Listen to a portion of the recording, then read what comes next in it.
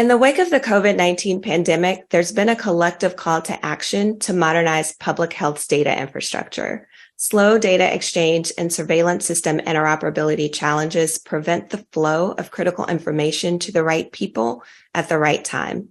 Clinical, academic, and public health partners need to be able to receive and share data so that surveillance efforts and responses to public health threats are coordinated, targeted, and timely.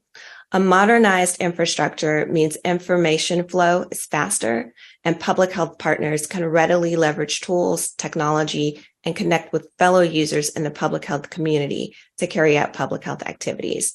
Ideally, all of this happens within a single ecosystem. We're happy you could join us today as we highlight a few of RTI's innovative solutions and tools for modernizing public health data and technology infrastructure. I'm Rashonda Lewis, Data Governance and Privacy Specialist at RTI. I'll be presenting today with Melissa McFeeters, our Senior Director of Analytics. We are leaders in data modernization, supporting our clients by building, scaling, and supporting community-driven data ecosystems, transforming data to evidence and practice to policy through clinical informatics and digital health policy solutions, advancing adoption of data standards, and solving real-world problems with innovations in data science. How do we do all of this? Our toolkit includes solutions for each stage of the data lifecycle, and we adapt these tools for each client's mission and specific data modernization goals. For clients who need to build out a data governance framework or create a data strategy, our team of subject matter and technical experts can lead the way. For clients who want to build ecosystems that include data, computing tools, and other user resources, our experienced teams can lead the way. Our dynamic data science team works across multiple domains like public health, justice, lab sciences, education, and they build solutions for automation, enhanced surveillance systems, and improved data access and dissemination. Later in the presentation, you'll see a few of these solutions at work for our clients. Through our multidisciplinary teams and expertise across key practice areas, RTI offers solutions that can move the needle on data modernization. Data modernization means shifting from a fragmented approach to data to an integrated approach to data with a focus on a common and shared infrastructure. It means breaking down silos and connecting systems through improved interoperability, supporting advanced analytics, and upskilling the workforce. And it means change that's activated through governance, through transparency, and most importantly, through user community partnerships. These are the priorities established by CDC's Data Modernization Initiative, but we do see very similar aims and goals coming from other partners at all levels, federal, state, and local, who are part of the health ecosystem. Through RTI's multidisciplinary teams and expertise across key practice areas, we offer a host of solutions that can move the needle on data modernization. Next up is Becky Boyles on the data commons approach to building data ecosystems. So thank you so much for joining our talk today.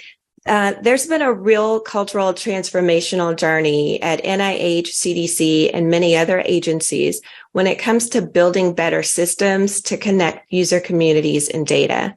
RTI is proud to partner with NIH and a host of other partners to build and support modernized data ecosystems known as data commons.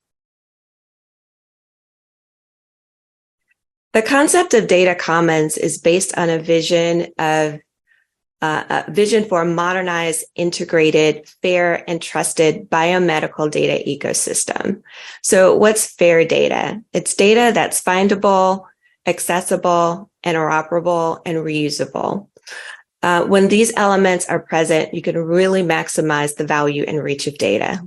We work across domain areas of public health to break down silos while leveraging legacy investments for public health data modernization, building on those legacy systems that are familiar to users and that are in heavy rotation across jurisdictions, state and local, means meeting users where they are and activating state and local partner DMI engagement, which is really, really key.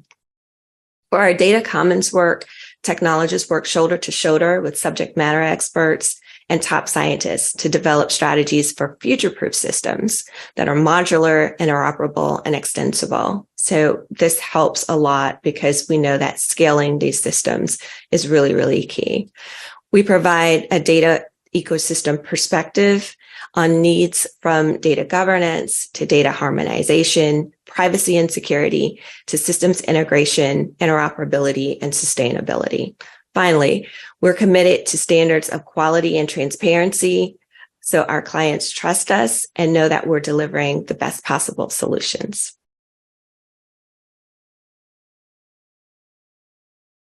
So I'd like to share 2 examples of our work with NIH to build and support fit-for-purpose, scalable, extensible digital data ecosystems using the data commons approach.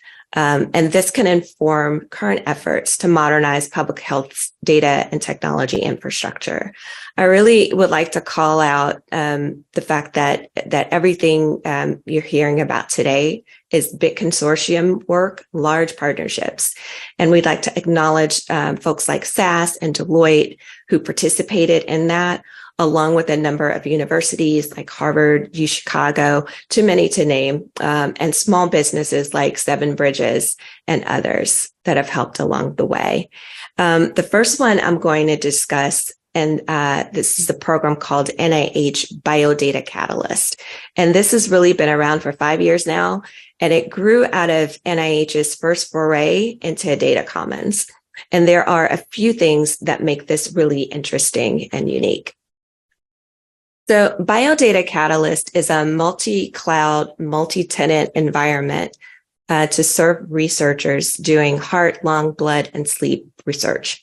What's really important and different in this way is that this brings together and is built on top of 5 legacy cloud platforms that we've woven together to look and feel and operate as a single platform for this research community. It's very modular. This is how it was intentionally designed.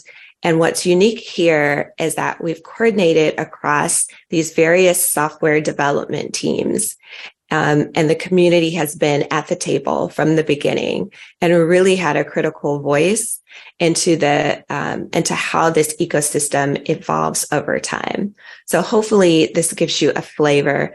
One of the things that the team did very early on was to establish a common mission and vision, because this is a large consortium with engagement of over a dozen institutions contributing to the software development.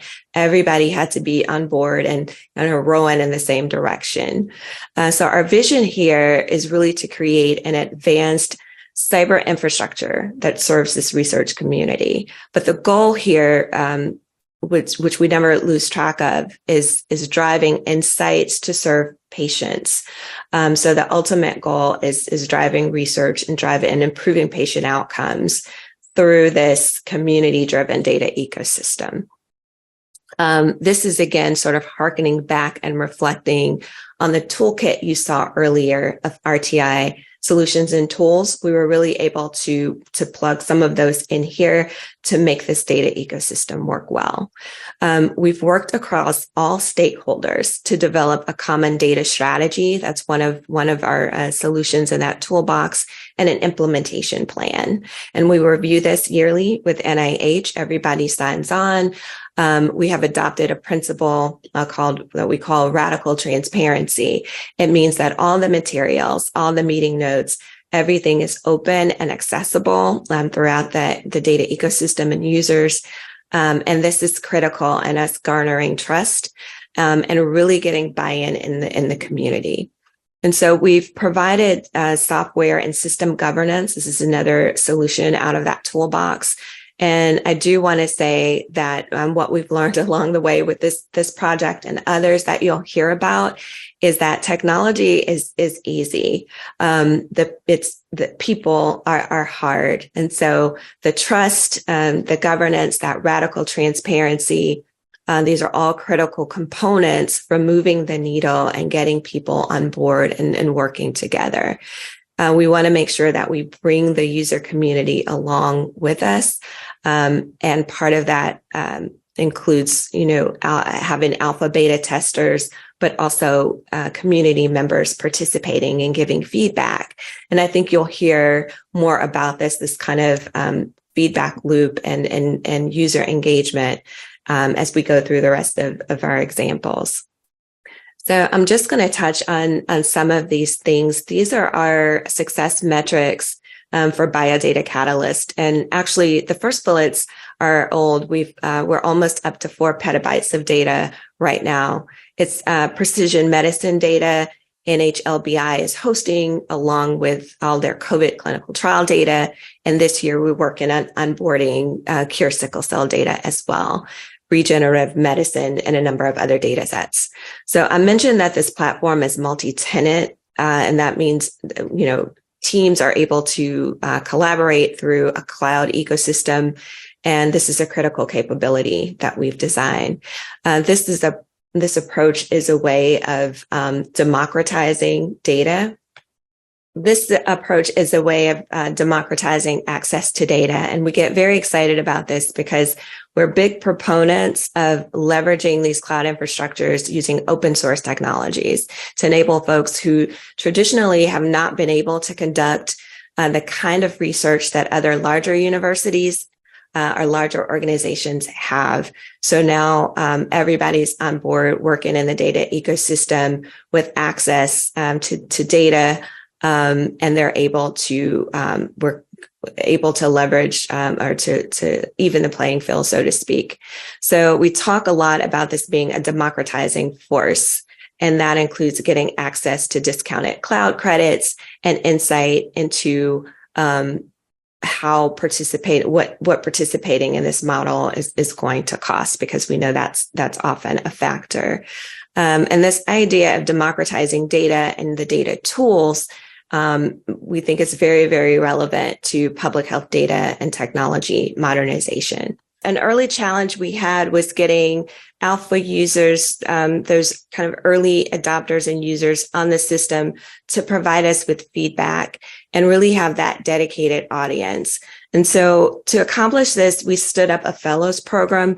It's a pretty lightweight approach to fund early career researchers to accomplish a science methods-based approach, a project. But then they also engage with us as part of that award much more closely. They test and validate a lot of things we're putting out and contribute to the ecosystem. So it's not just the software developers developing tools, but we're really democratizing who can contribute to the analysis capability. So we have the users at the forefront, kind of defining and providing feedback on what this data ecosystem should look like and how it should operate. So following that experience, Biodata Catalyst, the last couple of years, we've been supporting the NIH HEAL program. And HEAL, it stands for Helping to End Addiction Long-Term, is really an incredible effort out of NIH. It's an over $2 billion investment. That's billion with a B. And to date, they've made over 1,000 awards to researchers. There's some tremendous science dedicated to understanding opioid addiction and pain management that's going on here. And the implications are really to directly inform clinical treatment and policies in this space.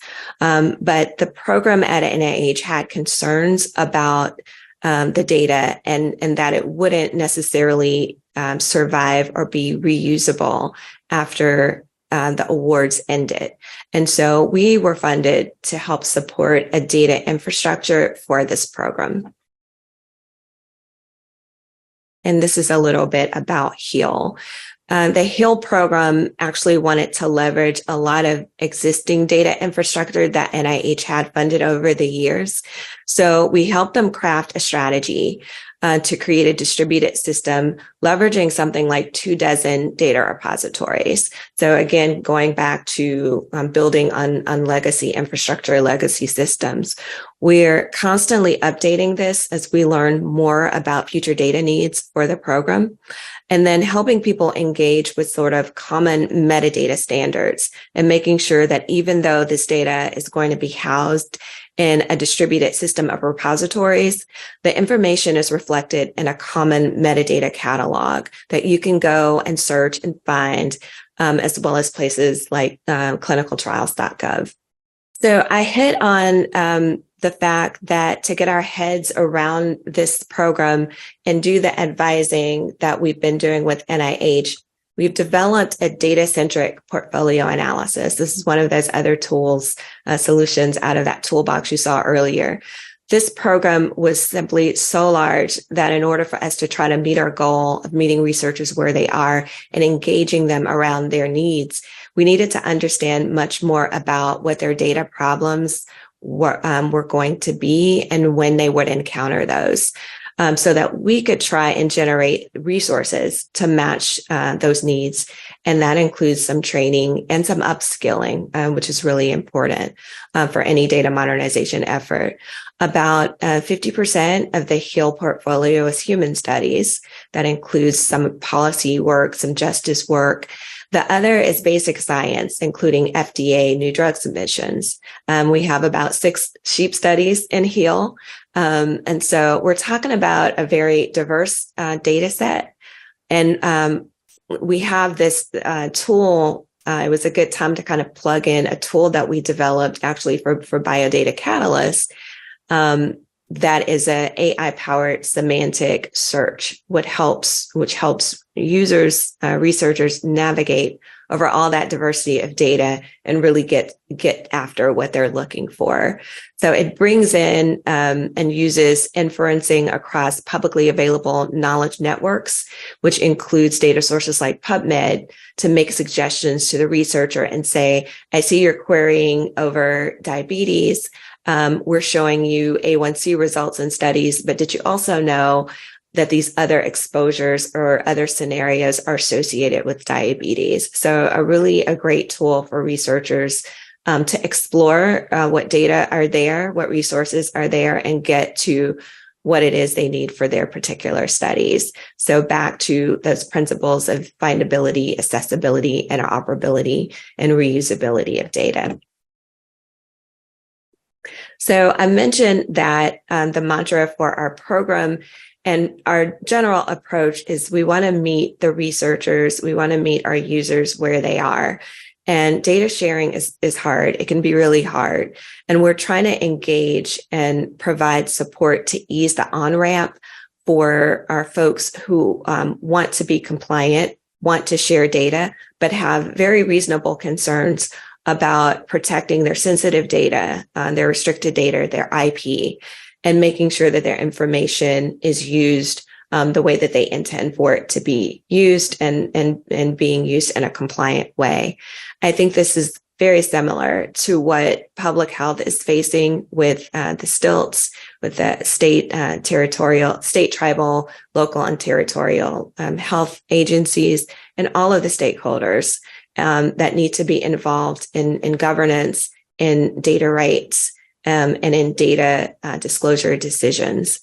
They need to feel value and ownership and success and collaboration. That radical transparency and clear governance are all going to be essential for building trust and for mission alignment. We found this to be true for our data commons projects and anticipate this will also be very much the case for public health data modernization efforts. Both of these projects and the examples that we just covered and much of the work that we do include technology, but we look at these as people projects. We're all on this journey together, and the federal government writ large, public health, our clinical partners, and the public are all recognizing that data is a critical asset. And in order to move data at the right time, to the right place, to the right people, we really need to think and acknowledge the cultural change that means for people engaging in these data ecosystems. So I hope that this has given you a window into how the data commons approach can inform ecosystem design, operation, and governance, whether the mission is advancing research or advancing public health or both. Next, you'll hear about our dynamic data science team and how we help people solve real-world problems in public health and research, justice, education, and other domains with innovative data science tools and methods. Here at RTI, we have an informatics team with deep expertise in bioinformatics, environmental toxicology, and medical informatics. We work along the continuum to translate and engage across disciplines and to provide solutions for decision-making, as well as to accelerate the transition from bench to practice. Our informatics solutions include interoperability, clinical decision support, shared decision-making and care coordination, smart on fire application design, development, implementation, and evaluation, user-centered design, usability, visualization, and public health informatics. We provide data standardization services, develop tools for implementation, and evaluate and report on outcomes. Leveraging evidence, we provide solutions that support decision-making at the point of care of delivery. Increasingly, our work integrates new sources of data, including patient-generated health data from wearables and sensors. One of our early clinical decision support solutions incorporated computable components of the CDC opioid guidelines into academic medical center vendor systems to pilot their use with patients and providers. In this work, we were able to capture patient-reported outcomes and provide them along with relevant EHR data to support a shared decision-making encounter to address chronic pain management.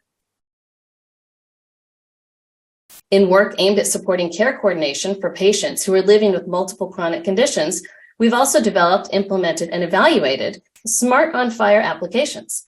To access a more complete patient record, we've developed a supplemental data store that supports requesting data from multiple vendor system fire endpoints and brings that data into an internal data store for analysis. Our teams are experienced at developing, implementing, and evaluating data standards. The vision in both research and public health settings is a seamless network of health information systems. A modernized data ecosystem collects data once and uses it many times and enables integration of data from many sources. This is easier said than done. Life is messy and data is messy. There's wild variation in how data are named, coded, and formatted. When we attempt to integrate these data or share these data, the variation becomes a blocker to data exchange. We tame this variation with data standards. There are different standards for different purposes. There are syntax standards such as HL7b2, CCDA, FHIR, and Sentinel. There are semantic standards to harmonize data vocabulary such as LOINC, HPO, and ICDs. Our experience includes all aspects of data standards, including standards development, standards implementation, standards strategy and evaluation, and collaboration with standards communities of practice and thought leaders across the world. We were able to leverage our standards expertise for a recent FDA project. This project was for EHR to registry lab data exchange with FHIR, syntax standards, and LOINC, semantic standards. The aims of the project were to deployment of a user-centered design to gather requirements and metadata needs and development of a FHIR implementation guide, which provided detailed exchange specifications.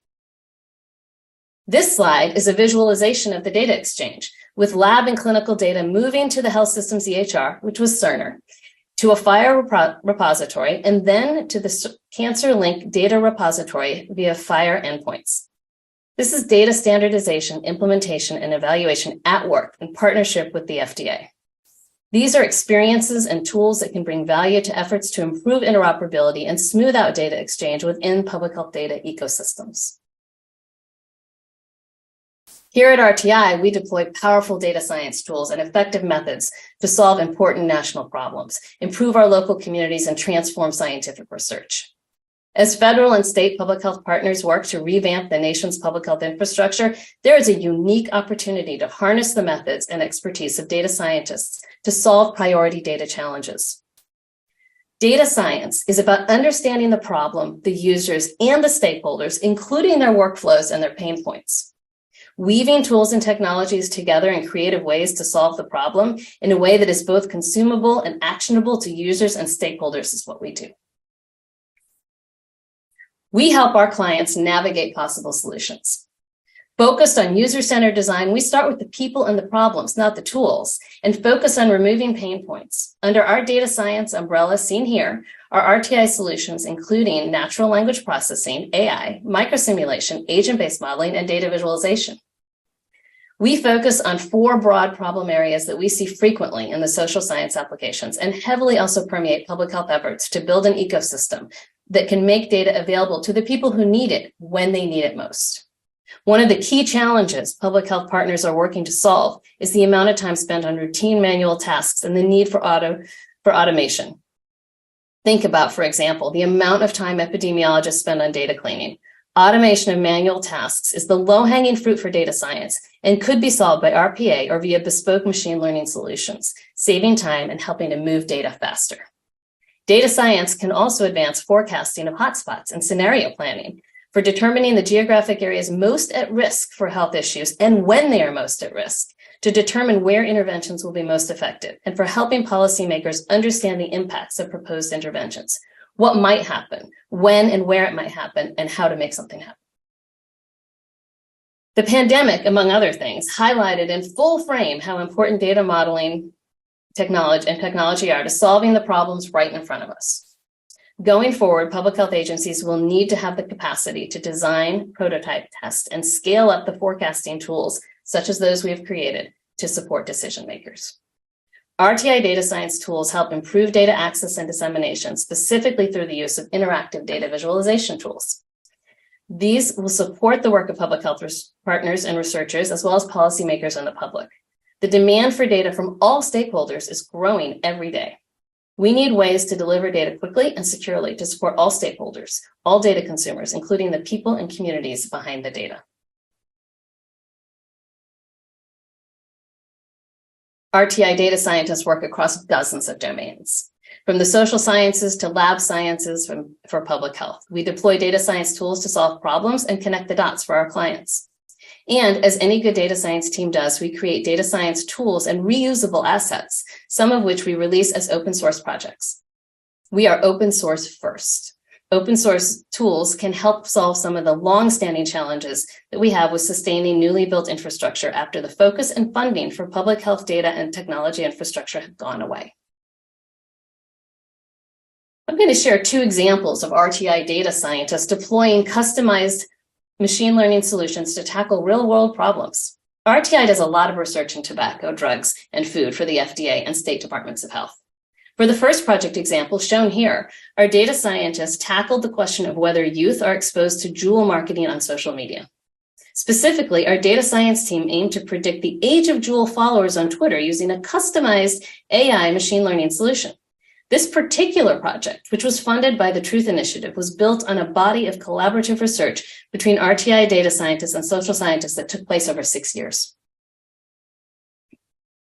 For the Juul project, the data science team used an RTI-developed age prediction algorithm to predict the ages of Juul's Twitter followers, and an RTI-developed user classification algorithm to limit to the target population of product users, eliminating retailers, marketers, and others. The result was a prediction that in April 2018, 80.6% of public individual Juul followers were underage youth, ages 13 to 20 years old, and therefore exposed to Juul's marketing on social media. We were able to answer those questions using a very customized AI ML solution and are now expanding to other sources of social media data, such as Instagram, Reddit, and Facebook.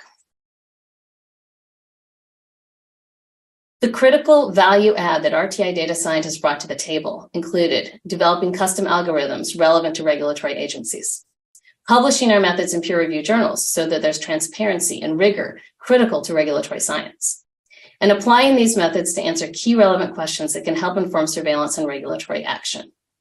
RTI's success on the Juul project led immediately to the creation of a comprehensive market tracking tool, a dashboard for electronic nicotine delivery systems. The dashboard now helps state and local public health agencies stay informed of emerging products that may become the next Juul.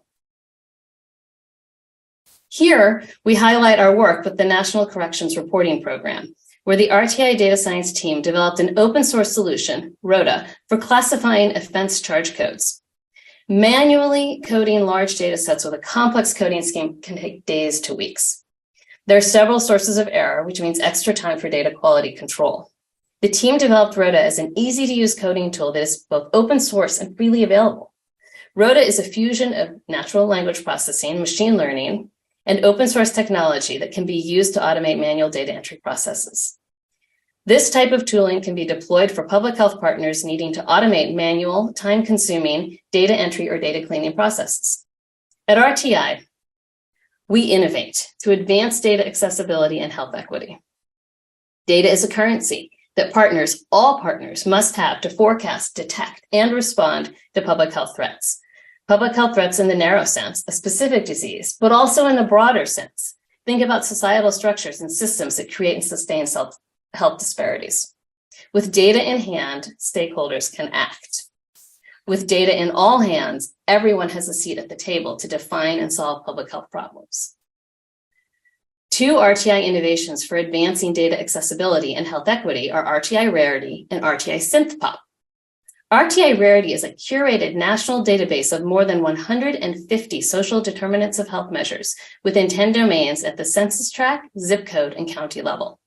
Rarity uses supervised machine learning to create local social inequity scores. These scores can be linked with individual level data to improve predictive power of individual outcomes. Rarity's main superpower is helping to identify neighborhood and areas for special focus and help, tracking inequity over time, and informing policies and interventions to address root causes. This is a powerful tool for research, public health activities, and community strategic planning and action. RTI SynthPop is a synthetic population dataset that allows for the use of an individual level dataset without privacy concerns. With a synthetic population dataset, you can build a virtual anonymized population that's representative of real people.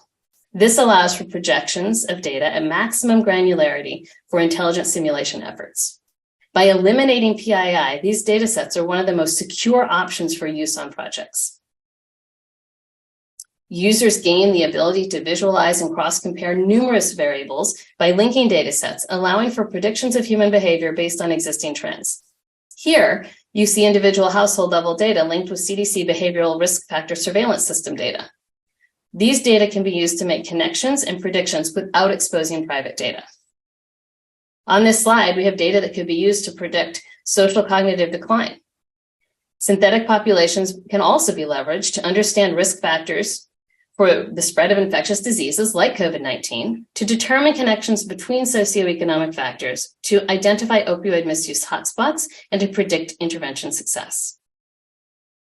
In this last example, we highlight how RTI leveraged synthetic data to identify community hotspots for high BMI.